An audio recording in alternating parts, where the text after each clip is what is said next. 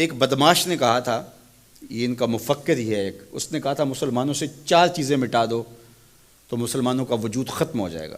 4 چیزیں جب تک ان کے اندر ہیں یہ کبھی مٹ نہیں سکتے۔ وہ 4 چیزیں کون سی ہیں؟ اس نے کہا ایک قرآن، دوسرا حج، تیسرا جہاد، اور چوتھا حضور علیہ السلام سے عشق۔ یہ 4 چیزیں اگر مسلمانوں سے ختم کر دی جائیں تو ان کا وجود توڑ کے رکھ دیا جائے گا۔ یہ بکھر بھی جاتے ہیں، یہ 4 چیزیں ان کو پھر کھڑا کر دیتی۔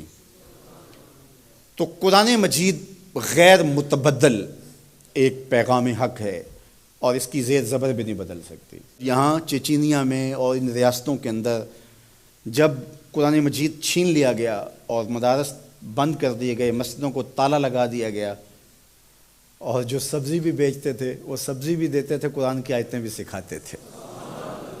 گھر کے اندر ماں جو ہے وہ کپڑے بھی سیتی تھی اور ساتھ بچے کو بیٹھ کے قرآن مجید حفظ بھی کرواتی تھی۔ تو قرآن مجید ختم نہیں ہونے والا، اور اللہ نے آج بھی، یہ امت کے عروج کا زمانہ نہیں ہے، یہ امت کے زوال کا دور ہے۔ ہر گلی میں، ہر بستی میں، ہر محلے میں حافظ قرآن ہے۔ یہ امت کے زوال کے زمانے کی کہانی ہے، اور جب امت عروج پہ ہوگی پھر کیا عالم ہوتا ہوگا۔ قرآن اس امت کی زندگی ہے، اس امت کی حیات ہے۔ لادینی قوتیں یہ سمجھتی ہیں کہ قرآن کو ان سے چھین لیا جائے۔ میں کہتا ہوں تم میں جرأت ہے تو قرآن کے چیلنج کو قبول کرو۔ قرآن نے کہا ان کنتم فی ریب مما نزلنا علی عبدنا فاتوا بسورۃ من مثلہ۔ قرآن کی مثل ایک کی صورت لا کے دکھاؤ۔ کھربوں ڈالر تم نے خرچ کیے نا، تم نے جگہ جگہ غدار خریدے ہوئے ہیں اور ان غداروں کو تم کروڑوں پیسے دیتے ہو، تو تم اتنے پیسے کیوں لگاتے ہو؟ پیدائشی عیسائی اور یہودی عرب ہیں، عربیون نسل ہیں مختلف بلاد عرب میں، ان کو جمع کرو، اور وہ بڑے بڑے شاعر اور ادیب بھی ہیں، ان کو بلاؤ جا کے، ان کو کہو کہ یہ 3 آیتوں کی ایک صورت لکھنی ہے، ہم تمہیں اتنے کروڑ ڈالر دیں گے۔ لیکن تیرے سامنے یوں دبے لچے فصحا عرب کے بڑے بڑے، کوئی جانے کے منہ میں زبان نہیں بلکہ جسم میں جان ہے۔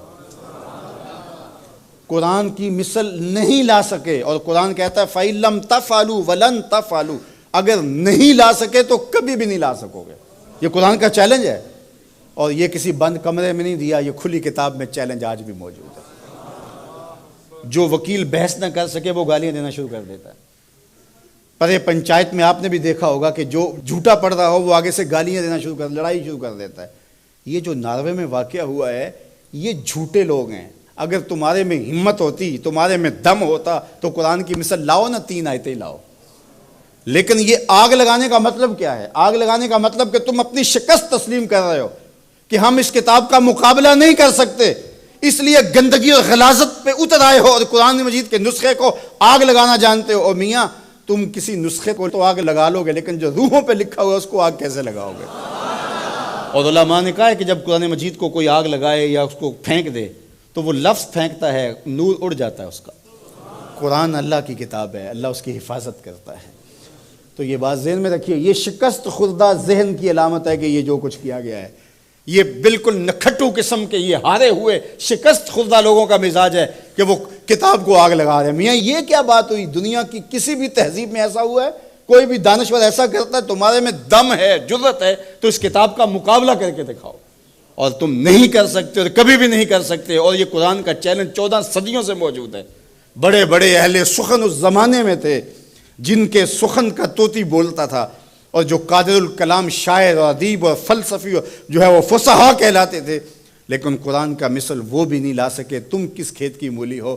تو قرآن کل بھی چمکتا تھا، قرآن آج بھی چمکتا ہے، اور قرآن کے اجالے اور قرآن کی روشنیاں باقی رہیں گی۔ تو صاحب یہ بات ذہن میں رکھیے کہ اس کتاب سے ہمیں زندگی ملے گی، کتاب سے کبھی بھی دور نہ ہونا۔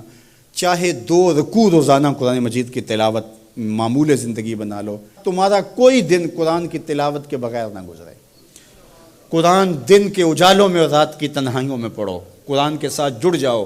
یہ کتاب زندہ ہے، بلکہ اقبال نے تو کیا خوب بات کہی کہ فاش گوئیں مانچ در دل مزمرست، این کتاب نیس چیزیں دیگرست۔